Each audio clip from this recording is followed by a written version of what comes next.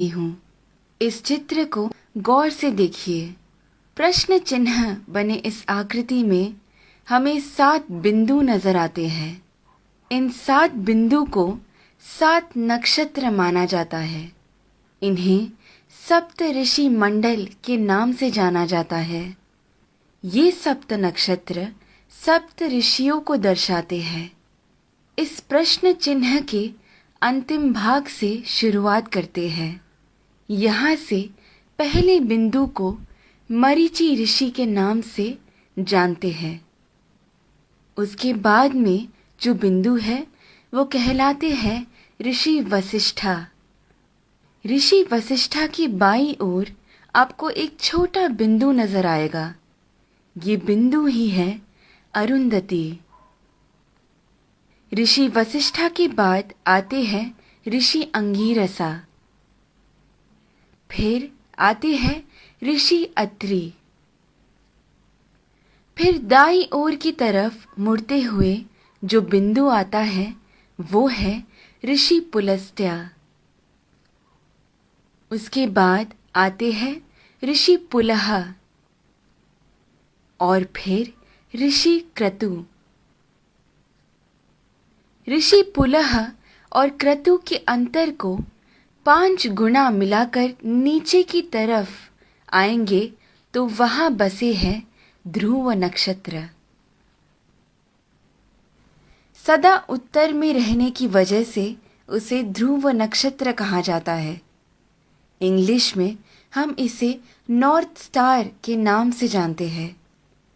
बाल्यावस्था के ध्रुव नक्षत्र अगर उत्तर में बसे हैं तो वृद्धावस्था के अगस्त्य नक्षत्र दक्षिण में बसे हैं।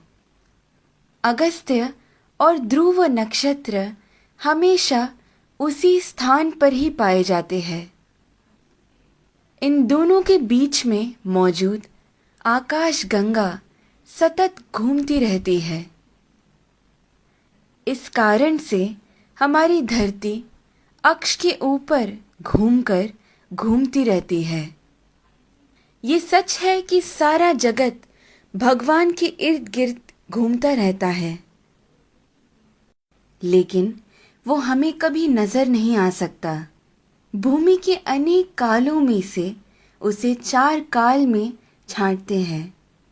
ऊपर नजर आ रहा पीठ के बल सोया हुआ प्रश्न चिन्ह के आकार में बना हुआ सप्त ऋषि मंडल हमें वसंत ऋतु में ठीक ऐसे ही नजर आता है। आगे बढ़ते हुए शिशिर ऋतु यानी ठंड के मौसम में हमें सप्त ऋषि मंडल ऐसे नजर आता है। फिर शरद ऋतु में जब सारे पत्ते झड़ने लगते हैं तब सप्त ऋषि मंडल हमें ऐसे पीठ के बल सोया हुआ प्रश्न चिन्ह के आकार में नजर आता है। और फिर ग्रीष्म ऋतु यानी गर्मी के मौसम में हमें सप्त ऋषि मंडल ऐसे शीर्षासन कर रहे प्रश्न चिन्ह के आकृति में नजर आता है। चाहे जो भी हो, जब हम ये सारे प्रश्न चिन्हों को एक साथ में देखते हैं, हमारे सामने एक विशेष आकृति हमें बनता हुआ नजर आता है। वही कहलाता है हमारा स्वस्तिक। स्वस्थ का मतलब है आरोग्यवान।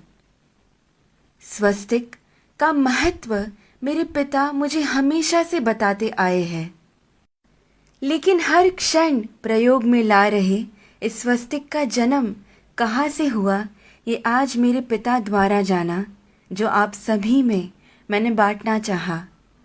ध्रुव नक्षत्र को देखते हुए हमें ये मालूम होता है कि हम पूरी जिंदगी जिस दिशा की ओर बहते जा रहे हैं वही है उत्तर दिशा।